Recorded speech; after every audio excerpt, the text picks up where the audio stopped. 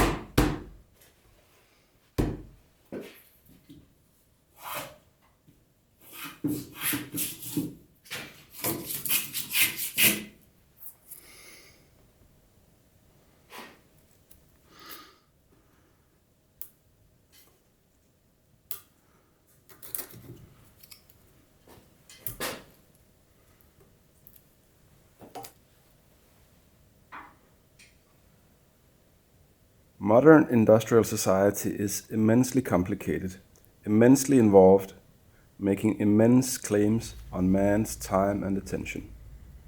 This, I think, must be accounted its greatest evil.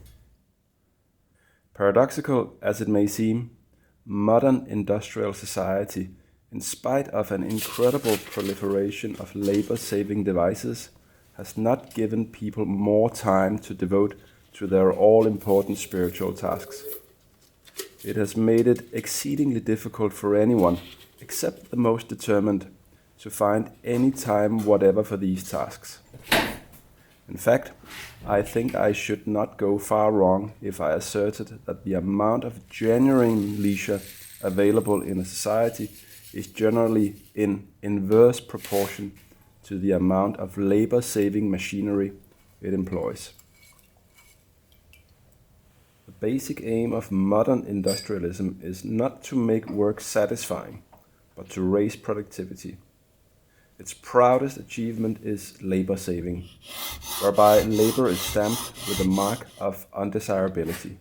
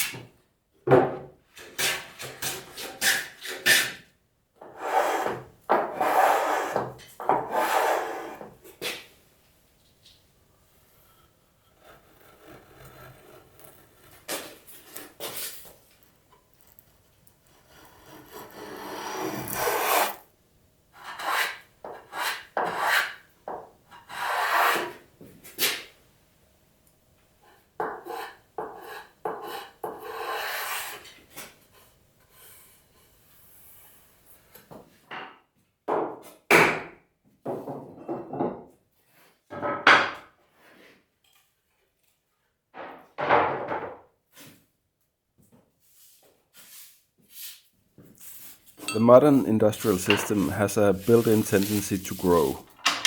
It cannot really work unless it's growing. The word stability has been struck from its dictionary and replaced by stagnation. It's growth for the sake of growing.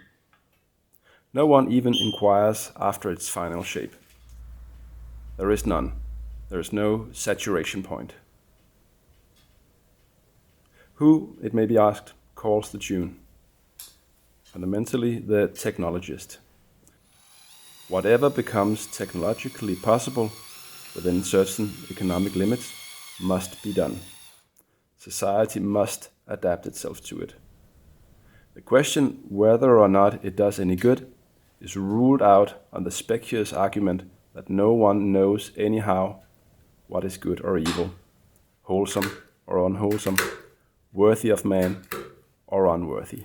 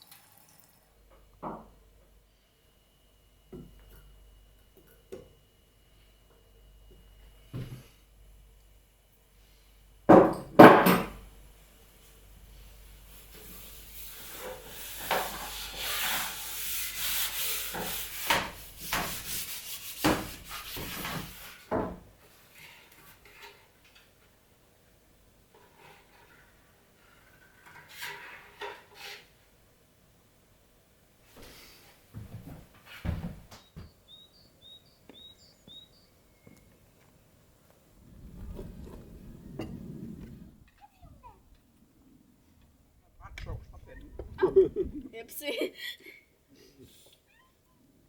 En lille tækkefis. Men jeg var på vej ind for at give dig noget mad, men du løb bare ind i køkkenet. Ja, du gjorde så.